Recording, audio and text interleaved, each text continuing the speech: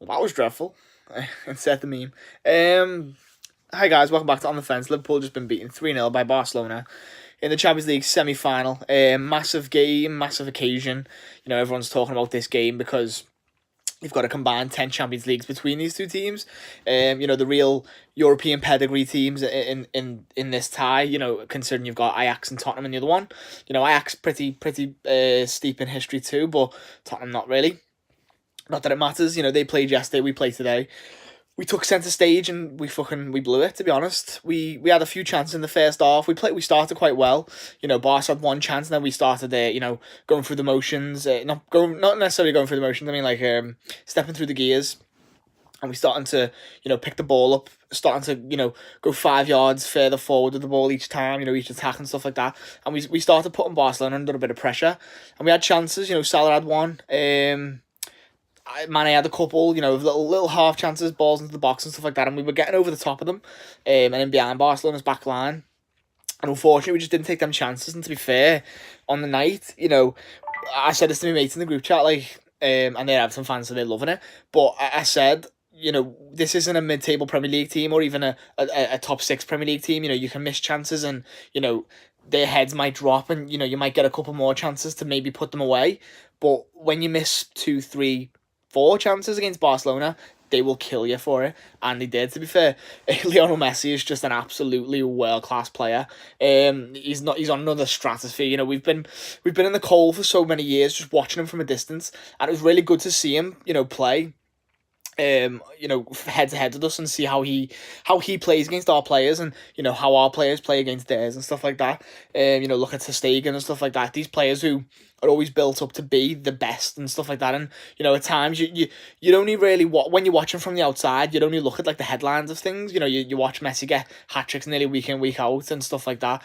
You watch him break records, and then sometimes you watch them go on a downward spiral, and you think, well, maybe they're not as good, and this, that, the other, and how well we've been playing all season as well. You can understand why Liverpool fans were quite confident going into this game, and look, rightly so. And the game itself, 3-0 flattered them, it did. But then, having said that, they probably deserve to score 3 goals, and we deserve to score 3 or 4 as well. It's one of them games. It could have ended 4-4. It could have ended something like that. But it just so happened that on this occasion, we were just a bit lacklustre in front of goal.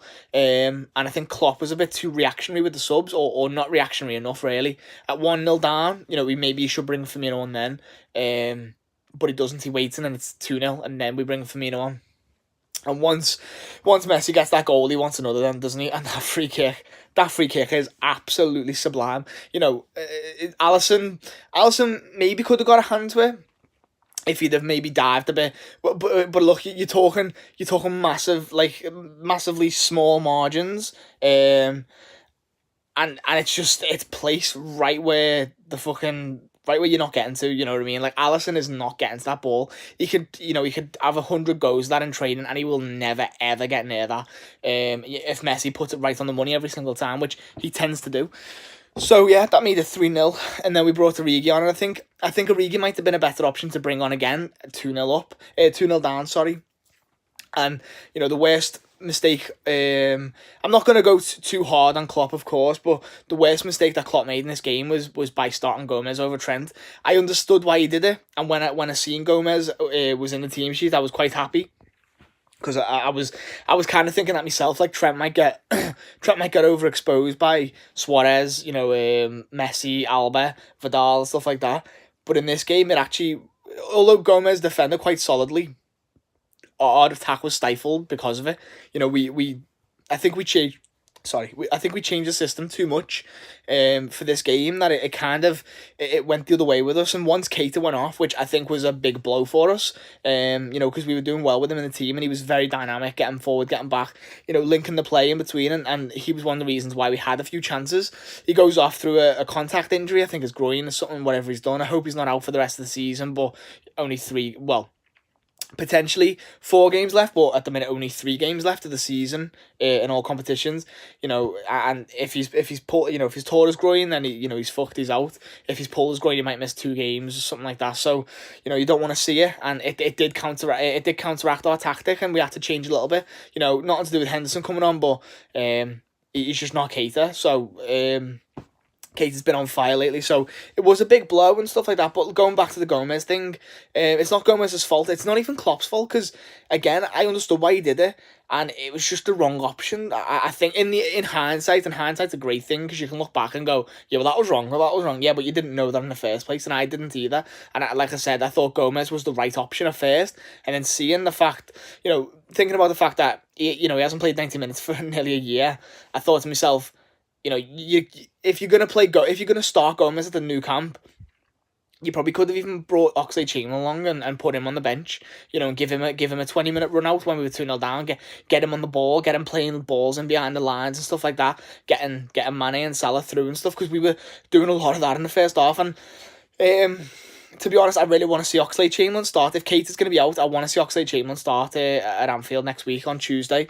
If we've got any fucking luck, if we've got any chance of getting back into this tie, because to be honest, everyone's going to do it. Everyone's going to talk like it's over. You'll have your few who are quite level-headed who say it's not over, because as much as Barcelona have just battered us in terms of goals, we were on the offensive a lot, just as much as they were.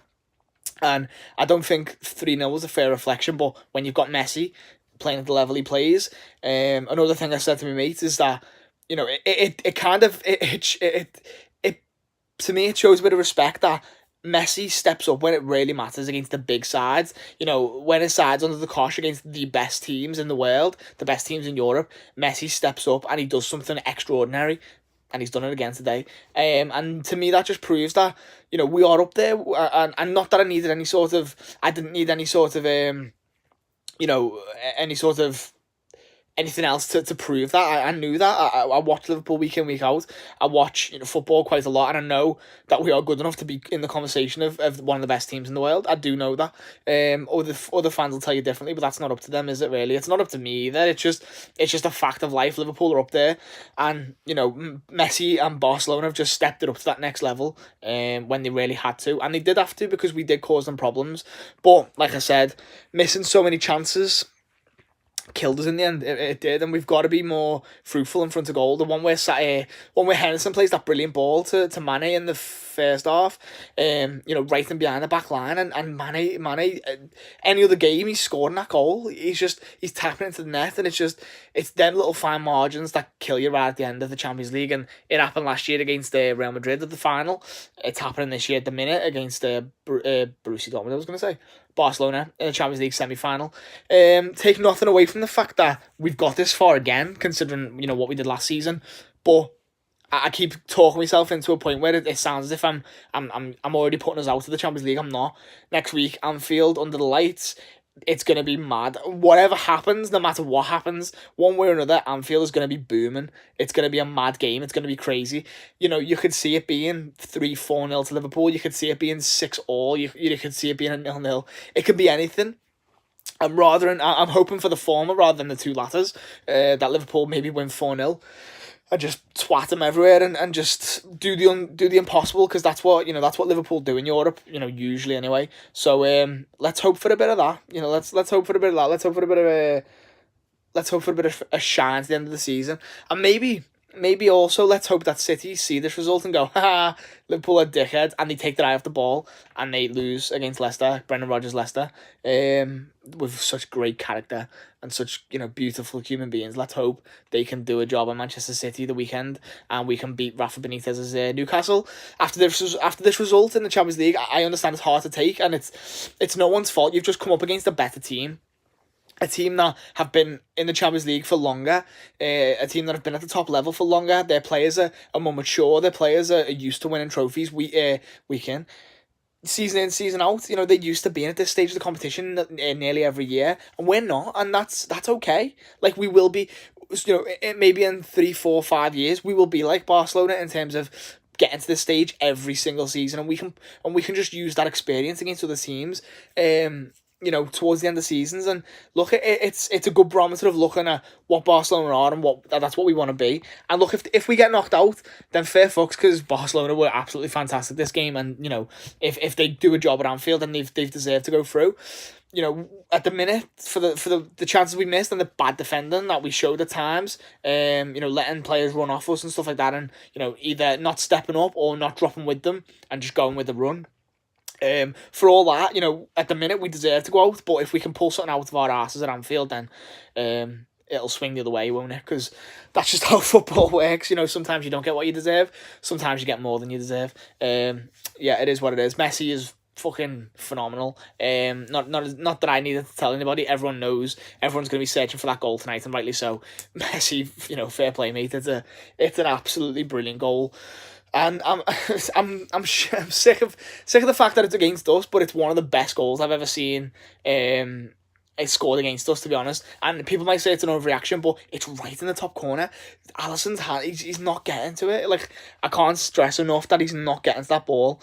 Because Messi has just put it right in that echelon of the goal where no one's getting to. So you've just got to hold your hands up sometimes, and that's what I'm choosing to do. I'm choosing to be more positive and look at the weekend coming. You know, it's coming thick, it's coming fast, and the end of the Premier League's coming too. The end of the Champions League's coming too. Whether it's going to be us in the final or whether it's going to be Barcelona in the final, we'll see what happens. At the minute, it's swinging their way. Could swing the other way. Could just break completely. Who the fuck knows? So yeah, thank you guys for watching. If you're opposition fans coming to banter me, hello, hi, welcome. Have it for tonight, I'm not asked. We've just been beat by the better side, and I can hold my hands up and say that because I haven't got a massive ego. It is what it is. Just a little side note to anyone who's got this far, I just want to talk about them Liverpool fans in the fan park in Barcelona, in the streets. I'm not sure where it was. You know what time of day it was. I think it was like late afternoon. The lads who pushed the Asian fella into the fountain, you are absolute dickheads, and I hope the club can ban you for life. I hope you can't get near a football stadium in your life ever again. And I hope everybody names and shames you. Apparently they have, which is fantastic news. We had enough to say about Chelsea fans, what they said the other week about Mo Salah. We've had enough to say about Chelsea fans when they stopped the black man from getting on the train. You know what I mean? And I had enough to say in my match reaction for the Chelsea game, at Chelsea fans and stuff like that. And if people want to come at me, that's fair enough. You know, I've put myself out there and stuff like that. And people will come at Liverpool fans and say, you know, all he is a dickhead, you scouse scum, this, that, the other, ashamed of not and offended by everything, all that shit. Look, right, but I'm just going to say right now, as a Liverpool fan, I do not condone shit like that. It's absolutely disgusting. And I really, really hope shit like that stops happening. Because they're not football fans. They're not Liverpool fans. They're just dickheads who've had a drink who think that they're mad. You get them in Liverpool, you get them in Manchester, you get them in London, you get them in Birmingham, you get them in America, you get them anywhere. When when grown fellas, middle-aged fellas think that they're one of the youths because they've had a drink, that's when shit goes too far and they think that they're mad and they've gone and pushed a fella in a fucking water and then racially abused them. And it's disgusting because that fella's probably on his own in a town park with like tens of thousands of Liverpool fans. And he's probably shit himself. You know, he's probably scared shitless. And it's disgusting. The fella's on camera doing it. You can see it clearly who it is. You can see everyone laughing doing it.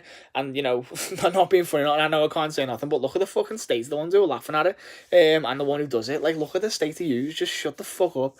It's not football fans. You know, everyone's going to go football hooligans, this, that, the other. It happened in the Euros a few years ago. England and Russia. Or was that the World Cup? I'm not too sure. So yeah, like I say, on behalf of Liverpool fans that I know, and that I can speak for, I will honestly say that we don't condone this. We hope it gets dealt with. We hope to get banned for life, and I hope that the gentleman who got pushed into the fountain is okay. I hope he's fine. And I hope obviously he gets some sort of fucking compensation, whatever he can get.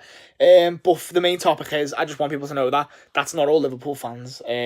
That's not what we do, you know what I mean? Like, people will try and tell you otherwise and stuff like that, but as far as I know, the people I know, Liverpool fans I know, and I know quite a lot, we don't do shit like that, and no one should do shit like that. No fan should do shit like that. No human being should do shit like that, but just because they've had a drink, just because they've had a bevy, they think they're fucking mad, and they're not. They're just absolute dickheads. So it is what it is. Stupid end to the fucking video. I didn't even want to be having to do that, having to say that, but I do want to just put my like 2 pence worth in and stuff like that, because I feel like I've got a little bit of a platform, not a lot of subscribers, but gaining, you know, growing and stuff like that each day.